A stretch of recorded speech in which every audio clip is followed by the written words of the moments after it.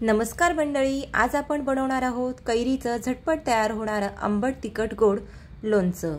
घरात असलेल्या साहित्यात अगदी झटपट अवघ्या 5 मिनिटांमध्ये हे लोणचं बनवून तयार होतं। त्यासाठी बाजारातून आणलेल्या आहेत 2 मध्यम आकाराच्या कैऱ्या। या अर्धा तास आपण पाण्यामध्ये भिजत ठेवल्या, त्यानंतर कोरड्या कपड्याने स्वच्छ पुसून घेतलेल्या आहेत। देठाचा भाग कट करून मधील कोईचा भाग काढून टाकायचा आहे आणि याच्या छान पातळ अशा फोडी करून घ्यायच्या आहेत। तर सर्व आंब्याच्या याच पद्धतीने मी कैरीच्या फोडी करून घेतलेल्या आहेत। तयार केलेल्या फोडी एका बाउलमध्ये काढून घेऊयात।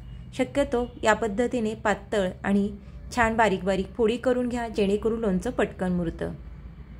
या फोडींवरती 1 चमचा लाल मिर्च पावडर, थोडीशी हळद, अर्धा चमचा मीठ आणि थोडासा गूळ घालूयात। 1 ते 2 चमचे गूळ घालायचा आहे। कैरी किती आंबट आहे या हिशोबाने तुम्ही गूळ ॲड करू शकता।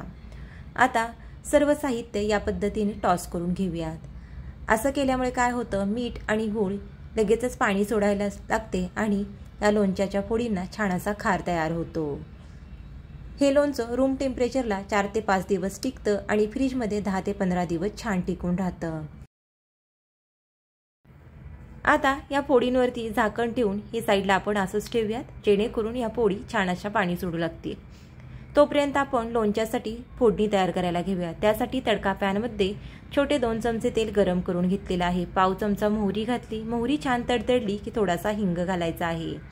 गॅस बंद करून याच्यामध्ये थोडेसे मेथीचे दाणे घालणार आहे। मेथीचे दाणे घातल्यामुळे या लोणच्याला छान अशी चव येते। आता ही फोडणी हलकीशी थंड झाल्यानंतर आपल्याला लोणच्यांच्या फोडींवरती घालायचं आहे। त्या अगोदर तुम्ही बघू शकता या फोडींना छान असा खार सुटलेला आहे। अगदी लोणचं मस्त दिसत आहे। फोडणी सुद्धा हलकीशी थंड झालेली आहे। आता ही फोडणी आपण या फोडींवरती घातलेली आहे। मिक्स करून घेऊयात। तर या ठिकाणी तयार झालेलं आहे आंबट गोड तिखट झटपट तयार होणारं कैरीचं लोणचं।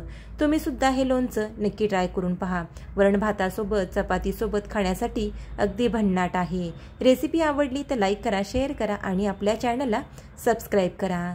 धन्यवाद।